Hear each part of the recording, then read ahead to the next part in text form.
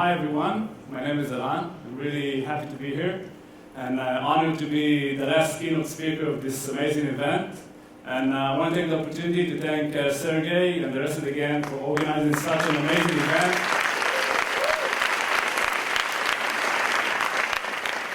And today I'm going to talk about boom performance.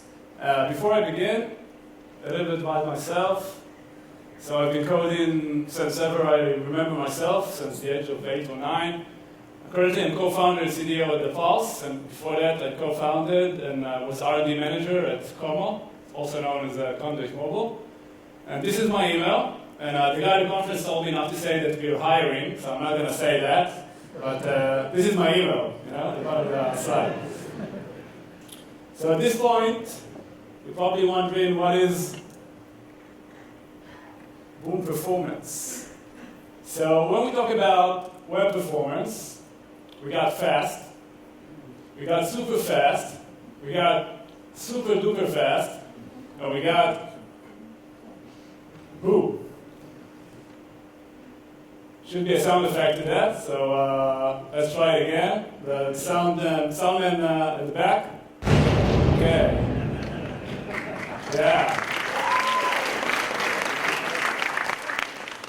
Okay, so what is boom? Boom basically, this is how we say it in the office, boom is the time it takes to say boom, which is really fast. Try to say it, boom. Yeah, that was really fast.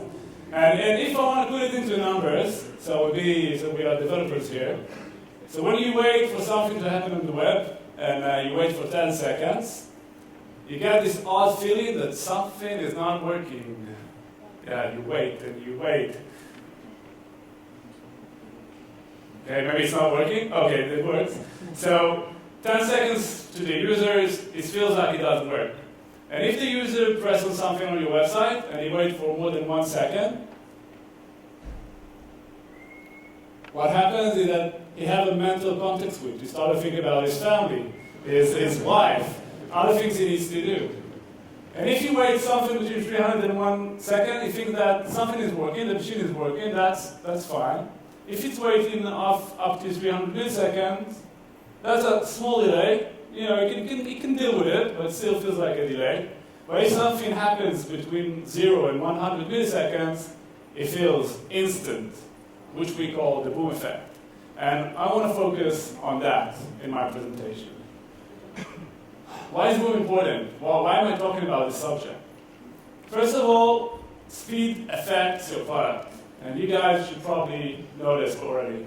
And trust me, you don't know that your product is slow. I mean, your users will use it, some people might complain, but deep down inside they feel that something is not working. When you achieve boom speed, people will use the product more. Let's see an example of a small company called Google. So you use Google, and you know in your mind Google is really fast. Whenever you search something on Google, you know you get the results instantly. And because it's so fast, I personally use it as a spell checker, because I can type anything, and in the middle of milliseconds, I'm going to get the right way to spell it. And because it's so fast, I even use it to calculate any math you want to do. It's faster to me to do it on Google rather than to open a native app and do it on my computer, because I know Google is really fast and it's already open on the tab of my computer. When you achieve boom speed, your UI will be simpler. How many times have you heard requests from users saying, oh, can you move this button to the main screen? Maybe you can add this UI. And they ask for this feature not because they think it's going to improve your product, but because your product is slow. Once your product is slow, people will ask to add more buttons to certain pages, which will make your UI more condensed and make your product worse. When you achieve boom performance, you create addiction to your product. If it's boom, people will use it for everything. Everything your product can do. If it's fast enough, they'll use it because it solves a pain. It does something for them. But if it's not fast enough, they're going to say, okay, it does something for me, but why are they making me use this shit? And you all know what I'm talking about. Product, I'm not going to mention in names, but stuff like Salesforce and Jira, and all this sort of stuff that you have to work with, but every time you use it, in your mind you think, oh, why is it so slow? I think the main point here is invest in speed. It's one of the best things that you can spend your time on. And always remember, when you create a new killer feature, it's going to serve 10% of your users. But if you improve the performance of your product, it's going to serve everyone that uses your product. And speed is something you guys should be in charge of, because the product guy is going to ask, oh, can you make this faster? Can you make this work faster? And don't know how to do it. You guys know what's happening on the client, what's happening on the server, and you guys can improve the performance of the product. So now we know what is boom performance and why it's important. Let's see how we can achieve boom performance. So I'll start with the basics. I'm not going to focus on that because I see you guys are pros. Most of you guys know the basic techniques. I'm just going to go through that to make sure we're all on the same page. So, we got the general checklist that we need to do: minify JavaScript and CSS, use gzip compression, optimize images, etc. Use a CDN. Obviously, if you don't use a CDN, you're in the wrong profession. Prioritize visible content, JS and CSS. Remove render blocking, JavaScript, move to the bottom of the HTML, anything that prevents the page from rendering. So we all know this basic stuff. But me as a team leader, as a developer, I see people shooting themselves in the foot too often. What that means is that people use libraries such as jQuery, Zepto, Angular, Backbone. It doesn't matter how modern the technology is. If you don't understand what's going on inside the engine, you might cause yourself a performance penalty. So in this little example, you can see a certain loop going on, and I'm performing some sort of jQuery query in here. And what's happening in red, which looks pretty innocent, just one line of jQuery code. Basically what happens inside jQuery is that it goes through the entire DOM element and searching for that specific object inside the DOM. Now, if you do it for every iteration of your loop, that's going to be really slow. So, the obvious solution here is to move that outside, and that's going to improve the performance. Sometimes you can do it, sometimes you don't. But I often see people, writing code like that, not using an ID, even using a class. So that's for every single line, jQuery is going to go through the entire DOM and search for that element, and then apply the CSS style or the HTML, whatever you want to do. Obviously, you can do it by adding multiple functions to the element or caching your jQuery results. But this is just one example. Obviously, there's many other ways you can cause damage with jQuery or Backbone or Angular. But I think my point here is that you need to understand what's going on with the library that you're using. Always make sure that your DOM is not heavy. We talk about the aspects of making your page load faster, but you also want to make sure that the user experience in your web page is good enough. I think the ground rule here is to keep 60 frames per second when the user scrolls. So try to use with caution anything that involves round corners, box shadow, opacity. We all love them, they look beautiful, but it makes the page slow. No matter how beautiful the page is, if it's slow, it's crap. Beware of binding scroll events. Scroll events are evil. Unless you must use scroll events, don't bind them. Avoid using too many elements. You guys probably know this phenomena. You got Centroid HTML, you create a div, inside you create another div, you create a span, you create an href inside, and then you need to think to yourself, why am I making so many elements? Try to minimize the amount of elements. And another nice trick some of you might know is use the GPU. All the modern browsers, even IE, support the GPU right now, the graphical processing unit. And basically what it does is that the browser uses the computer or your smartphone graphic processing unit in order to render the HTML page. So in this little example, you can see the same exact code on the left-hand side and the right-hand side. Same CSS, only difference is the bottom line where I force the browser to use the GPU. By using Translate 3D, I trick the browser to think this is a 3D animation, and then you move the images into the GPU, and the rendering is much, much faster. So this is one way you can leverage your browser rendering mechanism if you understand it in order to achieve performance. So this was, covering the basic. I went through that quite quickly, and now I want to cover other stuff. I'm going to increase and create the boom performance effect to your product. One way to achieve it is to using optimistic actions. What is optimistic actions? So let's see one example. You all know Instagram. When you take a photo on Instagram, what happens next is the following. First of all, you use the filter. You select the filter that you want to do. And then you select what you want to share. Do you want to share it on Facebook, or Twitter, etc.? And then you need to write down your caption, something funny or whatever you want to do. And then it appears on your Instagram feed. Now, what most of us will probably do as a developer is to start uploading the image here. I mean, we got a photo, we got the caption, we got the user preference as to how to share this image, and then we start uploading the images. But a cool thing that Instagram has done is that they started uploading the image here, because they knew that the user, it's going to take him a few seconds between the moment he took the photo and after and the time it's going to take him to fill all the details. Now, what happened was that once the user filled in all the details and all these selections, the photo appeared instantly on the Instagram feed. So the users there have that wow effect. Wow, I took this photo on mobile and it appeared in my feed in a matter of milliseconds. So obviously there's some loss in here because, some users won't finish this flow and some images will be uploaded to Instagram server without any use. But think about the user experience. Think about users that they get the result instantly. One piece of software which took this into another level is Facebook. Facebook is using a lot of optimistic actions in the web app. Whatever you do on Facebook, whether you like something, comment on something, write a reply, is using optimistic actions. Let's see this quick video we created. So in this video, I'm going through the YGLF front-end page and I click on like. You see the UI changes in a matter of milliseconds, but the server is still working. Again, thread reply, server is still working, and basically what Facebook does here is to render the UI first and then go out to the server. They assume it's going to be successful. So I try to see what happens without internet. Again, going through Facebook, and you see that no internet connection. Click on like, it goes back, tries to change it to unlike, goes back to like. I try to write a comment, and basically I write a comment, and then Facebook shows me a small indication that it didn't post.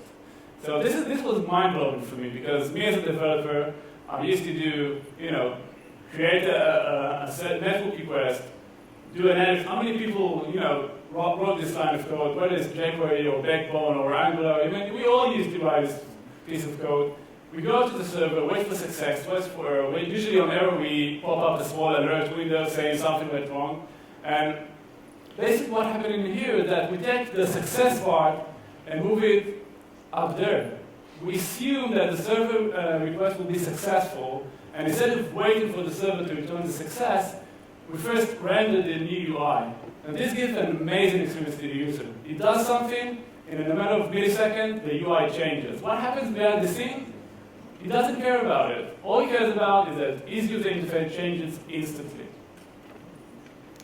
We also try to do it in the polls. So this is our sign-up form, and we just recently changed our sign-up form, and we wanted it to be super fast. We didn't want to lose any users that try to sign up. So the first stage and the last stage were pretty easy. We just asked the user for information. We've done it all on client-side code, no page rendering or anything. So these were quite easy. We just asked for the name of the company, the name of the person, and so on. But the second part was tricky because we asked the user to select a subdomain. Now, this has to be unique because you need to catch a subdomain that nobody else is using. And we didn't want to create an experience where you type in a subdomain, click on next, computer is thinking, saying, okay, this is taken, try again. Okay, try another one, this is taken, try again. And then once you find something, you need to click on next and find a proper subdomain. So what we've done is that while we wait for what the user is typing, we go out to the server for every keystroke. And we check if this subdomain is available or not. If it's not available, in this millisecond that he moves his mouse outside of the input box, we show a small message saying this is already taken. And if it's not taken and it's available, he clicks on next, and then he moves instantly to the next page. Now, it's a small change. It's something that happens behind the scene. The user is not aware. But what happened was that this brought us improved our conversion rate of the sign-up form by 7 or 8%. And even more important than that, people had a wow effect. They say that our sign-up process is smooth, is fast. You know this feeling that when you sign up to products or when you use products, just have this inner feeling that, wow, this product is amazing, it's smooth, it's super fast. And this is what we try to achieve. I think that the message here about using this method is to think positive. If you know the expected results on the client, just render it. And you guys, if you go home tomorrow, if you go home today or go to work tomorrow and go through a product and scan it, I can assure you that most of the actions that your product does, you know what the outcome will be. Just render it in the client. So whatever you know the result will be, render it in the client. And if it fails, instead of showing any fancy error messages or anything like that, so either roll back to the previous state or show a small error message saying that something went wrong. Another way to achieve boom performance is to use action prediction. Action prediction is the whole art of predicting your users, preloading any information, and so on. One way to do it, which was introduced in HTML5, is to use prefetch, pre-render, and pre-connect. Think about the following scenario. You got someone visiting your website, signing up, put in his email, and then there's a whole process of him going to his email client, approving the email, and so on. This is a precious time for you guys. You can use prefetch and pre-render to render your sign-up form, to render your system. Think about it. The user goes to an email. In the meanwhile, his browser is working, download any HTML files, any CSS files, any JavaScript files that he's going to need.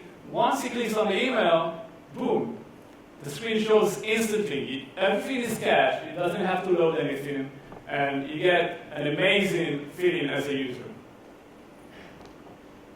Always think about that your users are predictable. They're probably going to do the same searches and selections 80% of the time. So the method here is that you need to predict your users. How? First, track what they're doing. If your user is searching something on your product, selecting something over and over again, just track that. Preload that into the client the next time he logs in, and just assume history will repeat itself. The user is going to make the same search and selection all over again. And then you're going to achieve user happiness. Some plugins that you can use is Twitter Typehead. It's an amazing library. And basically, Twitter Typehead is a combination between client-side results and server-side results. So if you know the user is searching for the same things over and over again, cache it in the client. This is a demo I've made. I type in O. You see I get results in milliseconds, and then the rest of the results I get from the server. So most of the users, the first two results will be enough for them. They're going to choose them, and they're not going to wait for the server to respond. This is an amazing way to get boom performance. So I've mentioned Typehead. Lunar is an amazing library. If you guys using search in your product, if you're using Elasticsearch or Solar, Lunar is a client-side search engine which has most of the capabilities that Solar and Elasticsearch has. You can index most of your data into that and give instant results without going out to the server. And also remember that local storage is your friend. You can use it for draft saving instead of saving them on the server. You can use it to cache results, to cache fonts. Use that. That's other ways you can achieve performance. And I think that a wise man once told me that the fastest request is no request. I mean, no matter how you optimize your servers, if you don't make a server request, that's going to be the fastest. Another way to achieve performance is to use specific performance. Sometimes you just can't improve the performance of your servers or your client. And you can use specific performance in order to fake it. I'll show you a quick example. So this is an example of an animation that happens on the left-hand side and the right-hand side. It takes exactly the same amount of time. I think that you guys can see that the right-hand side feels much faster. For us as users, it seems like, clicking on the button, and then I see a nice animation, and the new content appears instantly. While on the left-hand side, I click on the button, I see the slogan indicator going on. I know, in my mind, I'm feeling, okay, I'm waiting now, and then the new content appears. But this is one way you can use animation in order for the user to feel like his product is faster. Again, I'll use Facebook as an example. When you load Facebook, I don't know if you guys noticed, it was changed just recently. You see this nice animation where you can see placeholders for posts. So let's see that again. You can see there's an image over there. And the funny thing was that I've asked several people, and none of them noticed that Facebook is rendering this image. For them as users, it seems like Facebook is loading, it's loaded the text already, and it's just waiting for the images to load. This is an amazing effect.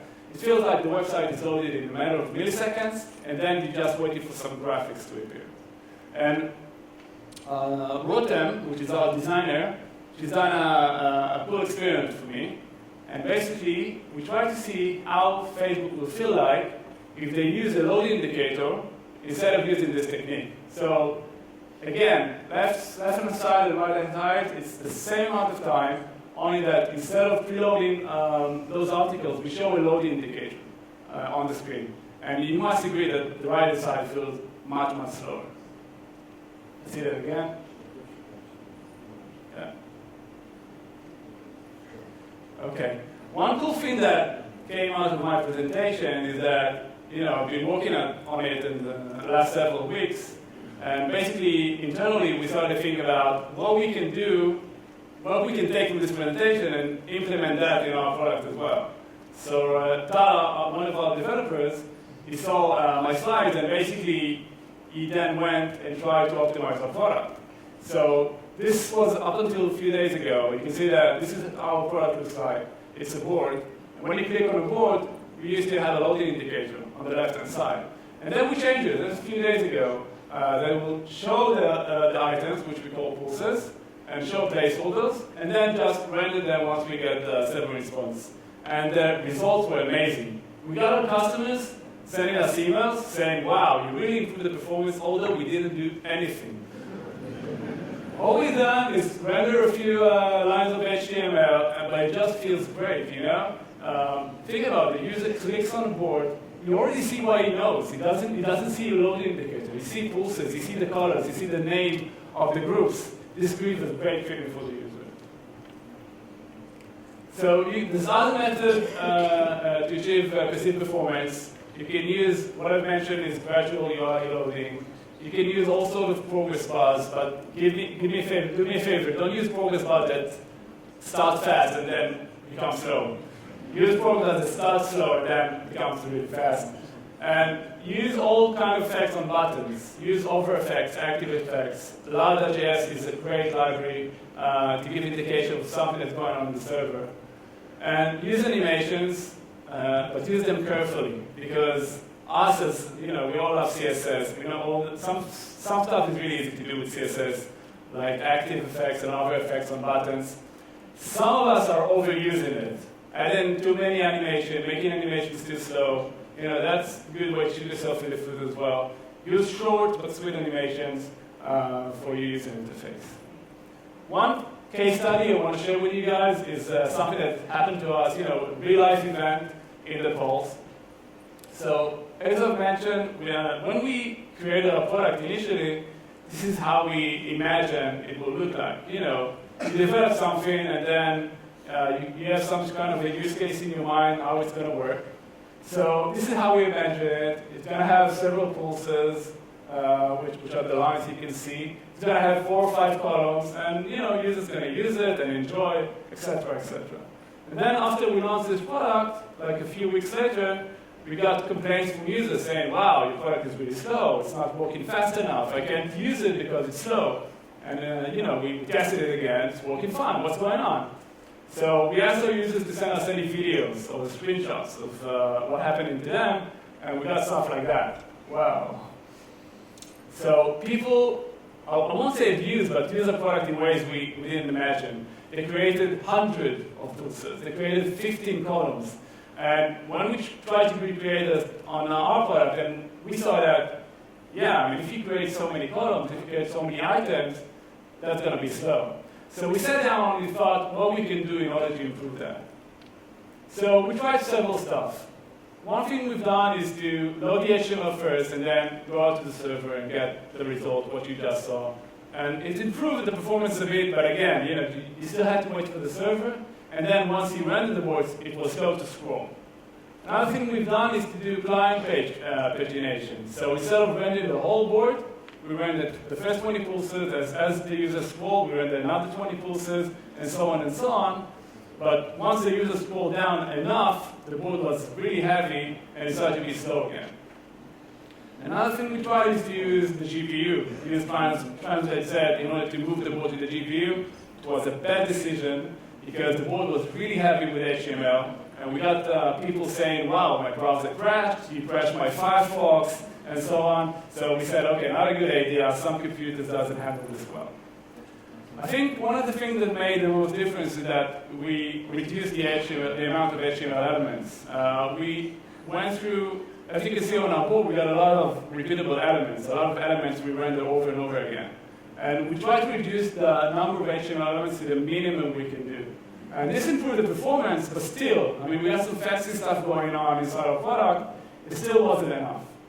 I think the thing that made the most difference is that we use gradual rendering.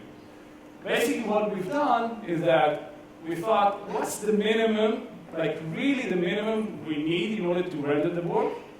And then we thought about enhancing the board according to what the user does. I'll show you a video of what's really happening behind the scenes. So this is Firefox 3D view. This is how the board is rendered initially. You can see that every element here, every cell has only 2 or 3 HTML elements. But once the users start to interact with the board, and you can see all the fancy stuff in the corner and the plus sign and so on, and there's a lot of other stuff going on, we render the rest of the HTML. So you can see in the video that we render all kind of other stuff that we need to do in the client. So think about it. We got a board with thousands of pulses, a lot of columns. Probably the user is going to interact with 5%, 2%, 10% of the board, and then we can render the fancy stuff only for the relevant places. So if I'll give you 5 takeaways you can take from this presentation and apply in your day-to-day, is that, first of all, boom performance equals user happiness. Use that. Improve the performance of the product. It's going to benefit you in ways you can't imagine. Don't skip the basic optimization stuff. I know it's boring. It's the server guys. It's not us. But you need to do that. Use the CDN. Minify your JS and CSS stuff. And always think that unless you might wait for the server, don't wait for it. Think about features that you develop, stuff you can do in the UI. Most of the stuff you guys do, you can do on the client. And try to fetch the data just before the user needs it. Think about how you can track your users, how you can preload content to your browser just before the user needs it. And always remember, if you can't make it, fake it. Use specific performance in order to achieve a feeling of a faster product. So, thank you very much, and always remember,